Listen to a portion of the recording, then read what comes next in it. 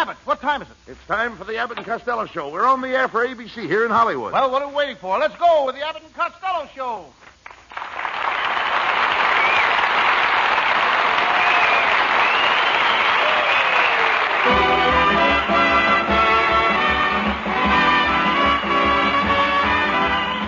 Yes, it's the Abbott and Costello Show, produced and transcribed in Hollywood for your listening and laughing pleasure.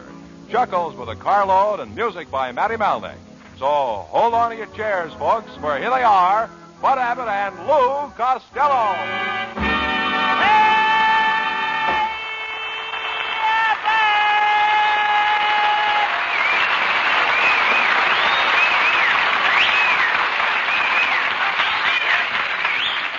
All right, Costello. Hey, Abbott! Hey, Abbott! Costello, here I am. What are you so excited about? What am I excited about? Yeah. Two motorcycle cops just chased me up Sunset Boulevard. What? Boulevard. What for? What for? Yeah. Just because I had the green light with me for 6 blocks. Well, wait a minute. Now, look. If you had the green light with you, why were the cops chasing you? I had it in the back seat of my car. You and your whole family are always in trouble with the law. I guess you're right, Abbott. No, I guess you're right. Yes, indeed. During the last war, my brother Pat got arrested because he forgot to register for the draft. He forgot to register. Yeah, he was too busy milking his cows. Milking his cow. Mm-hmm. He should have been at the front. What for? The milk was at the other end. You're a hopeless idiot, Costello. Oh, please don't say that, Abbott. It isn't my fault. I had a very sad home life. You did? I did. I was born on a streetcar, and I never saw my mother. Why not? She forgot to get a transfer. I'm convinced that you're a schizo. A what, so? A schizo. Skis. Haven't you ever experienced a schizophrenia? Yes, the first time I put on a pair of skis, I fell on my frenia. But don't bore me out, Abbott. I don't feel so good. I went to the doctor, and he told me I was as sound as a dollar. Well, if you're as sound as a dollar, then why are you feeling so bad? Do you know the shape the dollar is in these days? Costello, how does it feel to be a moron? It feels pretty good once you're used to it. Oh!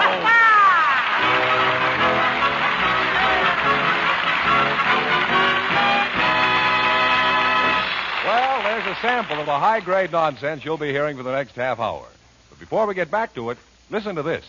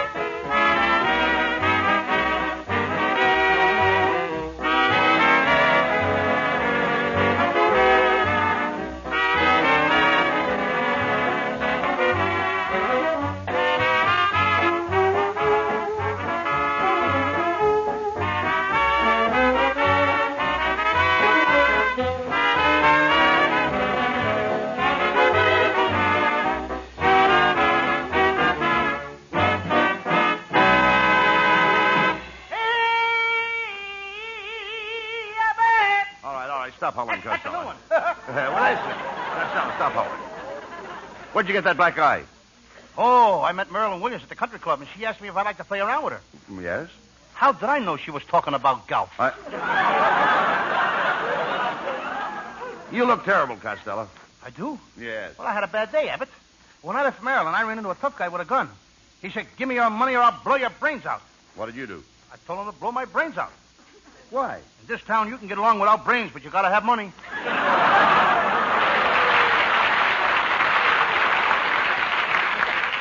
Well, never mind that. There was a phone call for you. Some girl from the Burbank Theater. Must be Reenie the Pooh. Reenie the Pooh, the bubble dancer. What a girl. She makes $1,000 a week. Oh, that's ridiculous. How can a bubble dancer make $1,000 a week? Big girl. Small bubble.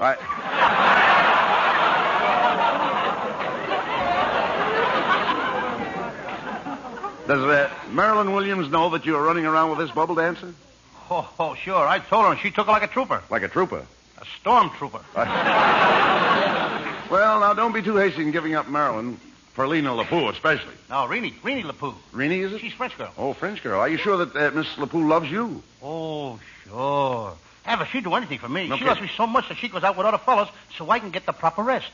Ain't she a nice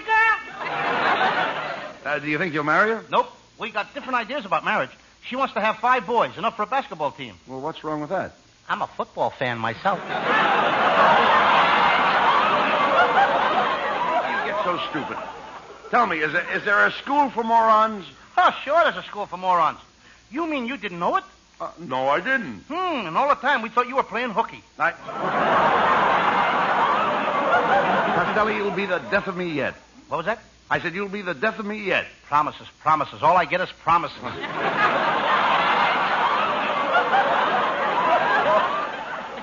Hey, you guys. You see a crazy man around here? What does he look like?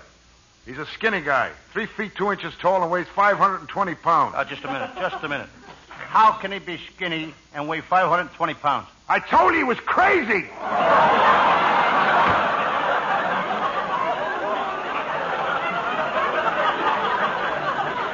You know the door shut before he went out? 2 to 1, the sound guy's got the script upside down. Well, he's crazy. Hey, every week more crazy people come into this show. Last week, Abbott's wife walked in here with a rubber plant. Now, wait a minute. What's the matter with my wife walking in here with a rubber plant? Growing out of her head? Mr. Costello. Hey, Mr. Costello. All right, Norman, all right. What's the trouble? Well, you know that box of matches you gave me yesterday for my mother? Yes? Well, she can't light them. Well, here, give me the box. Now, I'll show you how to light them. Look, I just strike them on the seat of my pants. I know, but she can't wait for you to come over to the house every morning when she wants to light the stove.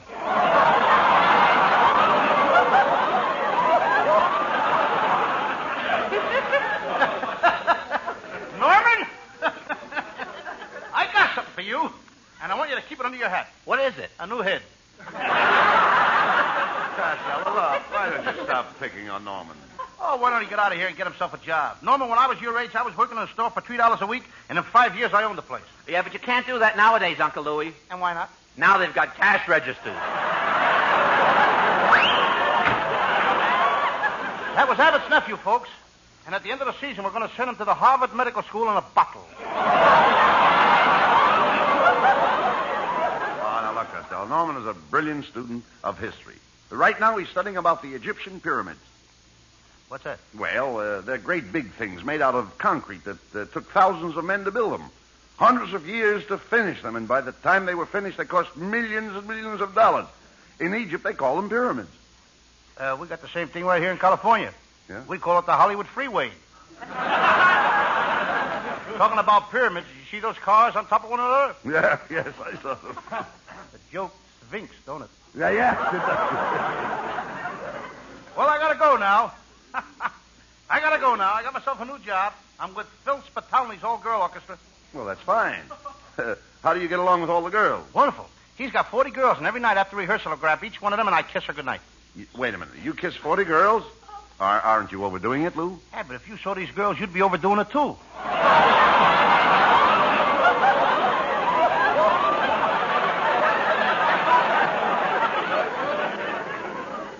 What's your job with the orchestra, Lou? Well, I'll tell you, I'm in charge of the girls' cello section. I'm the head bender. Head bender.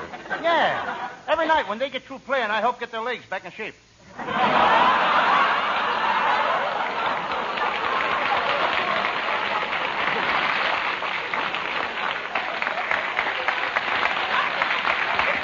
Well, isn't that dangerous work, Lou? Well, I'm used to dangerous work, Abbott. In the summertime, I'm a high wire walker in the circus.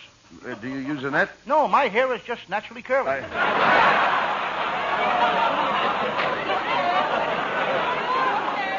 Have you ever had any other jobs working around women? Oh, yeah. In my spare time, I'm the intern at the movie studio. I treat stars when they get hurt or something. Oh, are you kidding? What do you know about first aid? Suppose a big star like Rita Hayworth fainted on the set. Now, how would you go about reviving her? Well, I put my arms around her, and I hold her close, and then I smother her with kisses. Well, what good would that do her? I don't know about her, but it sure would do wonders for me.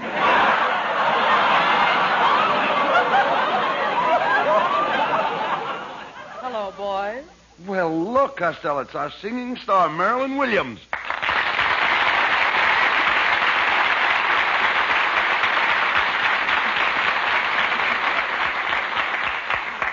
Marilyn, I want you to know that we're very happy that you came over here from England to sing for our show. I think you're wonderful, Marilyn. Why, thank you, Mr. Abbott. In England, I was considered just another canary. A what? A canary. How do you like that? Over here, we got nothing but those little yellow ones. My, what is that I smell? It's a new perfume I'm wearing. It's called Roy Rogers No. 5. Do you like it? Why, yes. Trigger comes through just as clear as a bell. Marilyn, why don't you marry me? I'll take you away from all this. Oh, but I'm very happy, Lou. I have mink coats, diamond rings, automobiles, and thousands of dollars. Okay, then I'll take all this away from you. Don't pay any attention to him, Marilyn. Why don't you let me take you out over the weekend? Oh, I'm sorry. I have a date with a very sporty friend of mine, and if I go with him, he'll take me to the El Rancho Vegas and let me play roulette. If you go with Abbott, he'll take you to the La Brea Tar Pits and let you pitch pennies.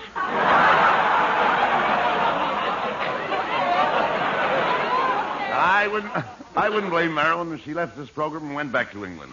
You haven't done a thing for her since she's been with us, Lou. Oh, no? No. What about that lovely big present I sent you? You mean that manhole cover? That was no ordinary manhole cover. That one came from Beverly Hills.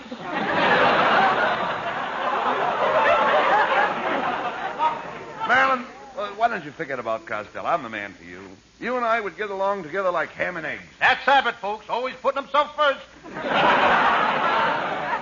Well, Bud, I like both you and Lou, but I wish you'd both stop fighting over me. Marilyn's right, Costello. You fight over her like a dog fighting over a bone. Brother, when there's that much meat on a bone, I'll fight over it every time. Take it easy. Oh, let's forget about me, boys. How are you making out on your new picture? Wait till you see me in that picture, Marilyn. I play the part of a reckless gambler. I'm a big plunger. You're a what? A big plunger. Oh, that's fine. If our sink ever gets stopped up, I'll give you a call.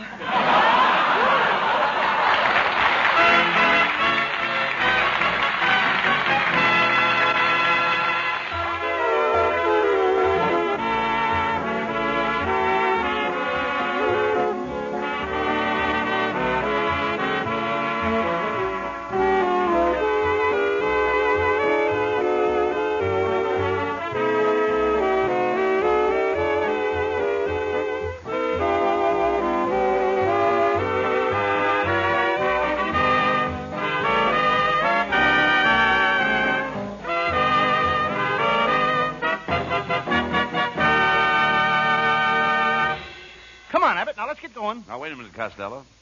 Let's turn on the spotlight. Let's turn it on our singing gal from England. Oh, that's great for us, and it's great for everybody listening. Here she is, folks, Marilyn Williams with Matty Malnick's music. From the new Broadway musical, Where's Charlie? Here's a song I like. My darling, I've wanted to call you my darling for many and many a day. My darling, I fluttered and fled like a starling. My courage just melted away. Now all at once you kiss me, and there's not a thing I'm sane enough to say, except my darling, get used to that name, my darling, it's here to stay. My darling, I've wanted to call you my darling for many and many a day. My darling, I fluttered and fled like a starling. My courage just melted away. Now all at once you kiss me, and there's not a thing I'm sane enough to say, except my darling, get used to that name, my darling.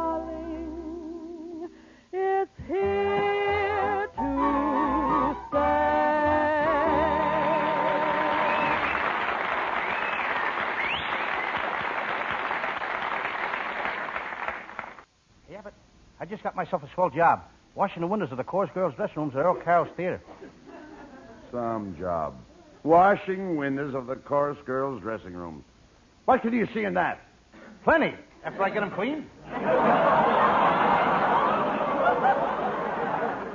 My Uncle Mike got me the job. He's a pretty big man in this town. Your Uncle Mike is a nobody. Is that so? Well, last night, my Uncle Mike was invited to a big Hollywood sneak preview. But your Uncle Mike is not in pictures. Why was he invited to a big sneak preview? He's one of the biggest sneaks in town. And he's also just like you, always broke. He is not. My Uncle Mike has a great reputation. He can walk into any bank in Hollywood. All he has to say is 4 words, and they give him all the money he wants. What are the 4 words? This is a stick-up.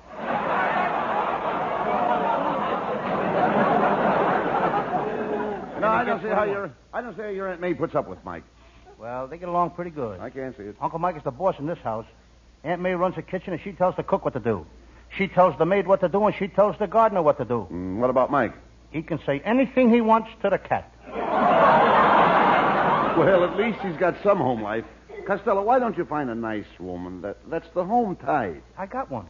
Last night I said to her, let's go out for dinner. She said, no, Louis, I'll cook dinner for you. Then I said, how's about going to a nightclub? And she said, no, Louis, we'll stay home and listen to the radio and save money. Oh, wait a minute. She sounds wonderful. Where did you meet her? My father introduced me to her. What did he say? He says, Louis, this is your mother. Yeah, dummy, why don't you find a nice girl and ask her to marry you? I did have it. I asked that little blonde school teacher next door to marry me. Then what did she say? She said, ask my father. Well, did you ask her father? He didn't appeal to me. Oh,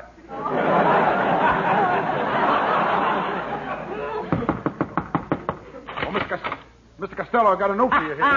This time he beat the door in.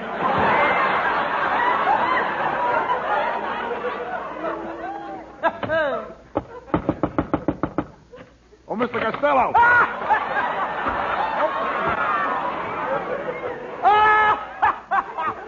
Let him walk through the door.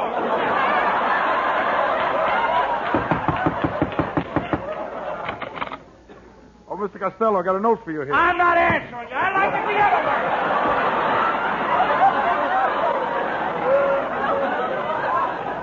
Wait, you say you've got a note for Costello? Well, I take it, Lou. Who's it from, Lou? It's a fair note from one of my listeners. It says, Dear Mr. Costello, your portrayal of Sam Shovel, private detective on the radio, is my favorite program. It's so funny that last week while listening to you, I simply died laughing. I'm coming to the studio tonight. I hope he gets in this time. He made it! Mr. Costello, there's someone here to see you. Who is it? A corpse with a smile on his face.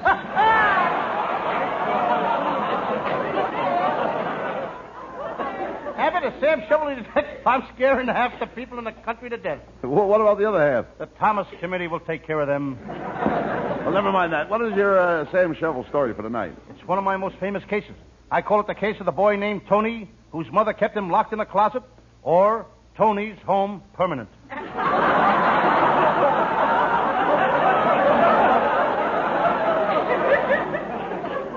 Sounds interesting. Well, let's get on with the case.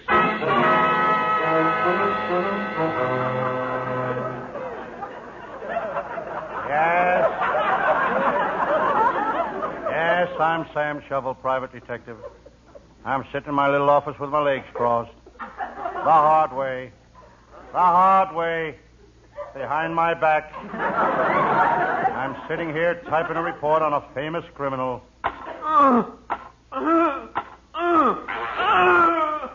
Pulling the criminal out of the typewriter. I turn to my desk and pick up a piece of paper. Do, re, mi, fa, sol, la, si, do. It's note paper.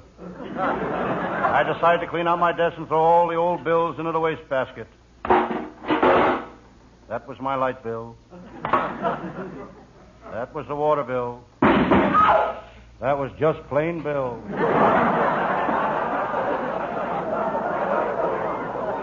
I glanced down at the desk. There lies a full run of one of my early cases.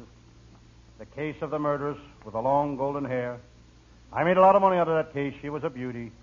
I was dying to meet her. I spoke to her in Kansas City, but she gave me the brush. I tried to talk to her in Cleveland, but she gave me the brush. In Washington, she gave me the brush. In Buffalo, she gave me the brush. I never got acquainted with her, but I made a fortune selling her brushes. It's about time for my pal, Lieutenant Abbott of the Homicide Squad, to show up. Every day he drops into my office to chew the fat. I wish Abbott would stop chewing the fat. My arm is full of teeth marks. The door closed. Hello, Sam. Sam Shovel. That's Lieutenant Abbott. He's a brilliant man. He hasn't spoken for 3 pages. Now he comes on with a line bristling with humor saying, "Hello, Sam Shovel." Sam. And you're in. Why do you stay cooped up here all day? Why don't you hire a typist to do your office work? I had a typist, Lieutenant, but I had to let her go. She could only type with one finger. Why? She had only one finger. She came from a very poor family. She had 9 thumbs. Typist with 9 thumbs? Every time she hit that space bar, the typewriter jumped off the desk. Any new cases today, Sam? Yes, a guy came in here this morning and told me he shot both of his aunts. He put 6 bullets in one of them and 4 bullets in the other. And he wanted my advice. Well, what'd you tell him to do? I said, go home and get the lead out of your aunts.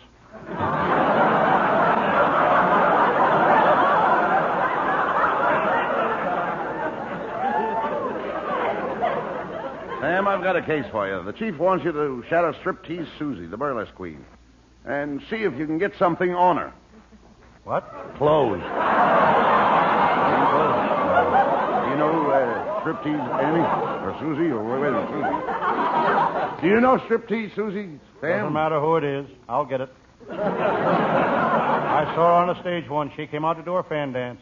A mouse ran out in front of her, and Susie dropped her fans. What happened? The mouse fainted.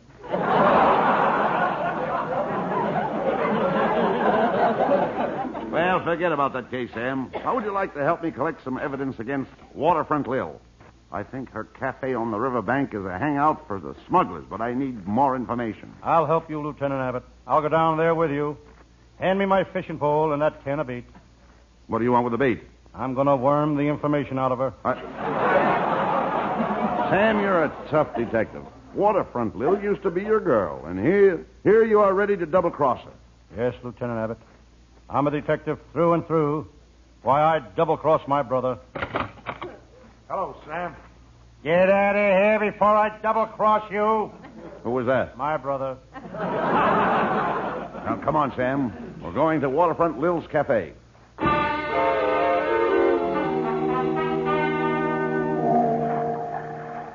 There we were in the toughest part of town. The hangout for tramps, cutthroats, and vagrants. Suddenly, the exciting odor of taboo perfume fills the waterfront air. I wonder where it's coming from. It's me. I'm covered with taboo perfume. Who are you? Oh, just a fragrant vagrant.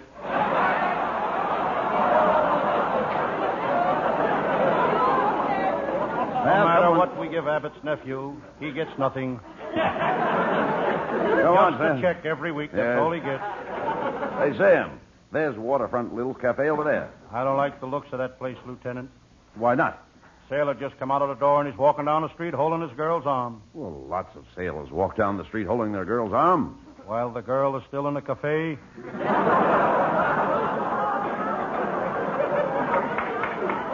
We walked toward the cafe. Lieutenant Abbott was looking left and right. He has shifty eyes. He shifted him in a second. Together we entered the saloon through the doors. They were swinging doors. They were really swinging tonight. The place was full of tough mugs. A guy 8 feet tall walked toward us. He was a longshoreman. He was the longest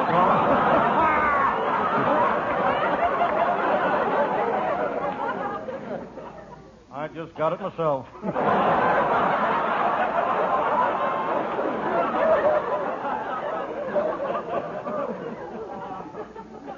We should read the script once in a while, Abbott. He was the longest shoreman I ever saw. He took a punch at Lieutenant Abbott's chin. Abbott has a glass jaw. I wasn't going to stand there and let that man do that to my friend Lieutenant Abbott. This man was 8 feet tall, so I hit him with a left, I hit him with a right, I hit him with another left, another right. I knocked him down. Then I took his crutches away and broke his pencils.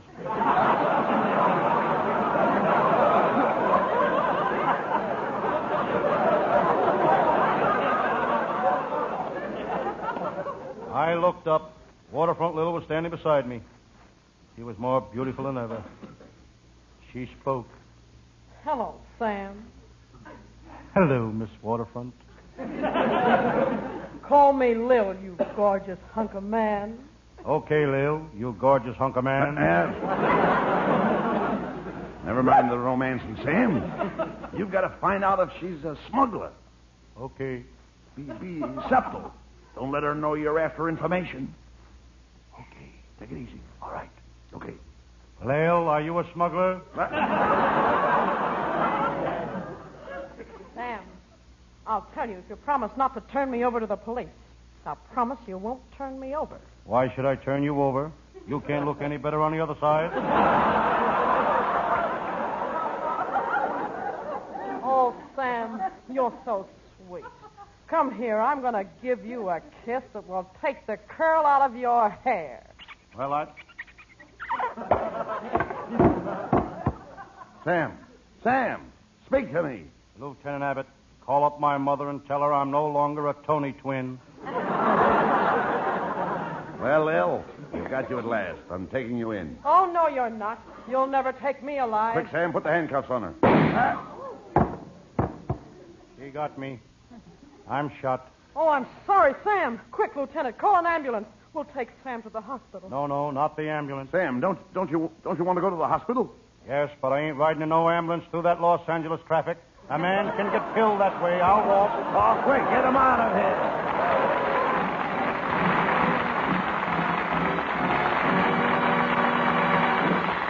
Don't worry, folks. Our madmen aren't through with you yet.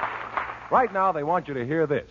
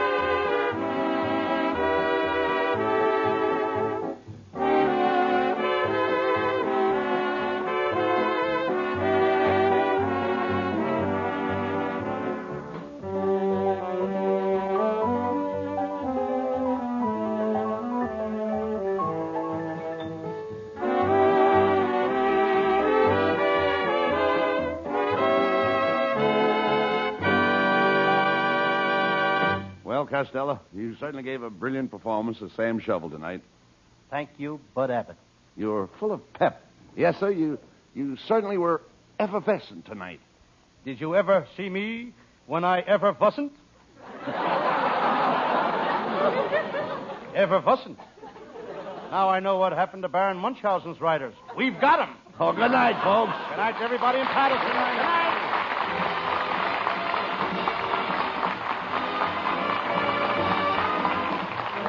Listen each Thursday night at this time for another great Abbott and Costello show, produced and transcribed in Hollywood by Charles Vanda, and featuring Marilyn Williams and Matty Malnick and his orchestra. Be sure to stay tuned for the outstanding entertainment which follows throughout the evening on this ABC station.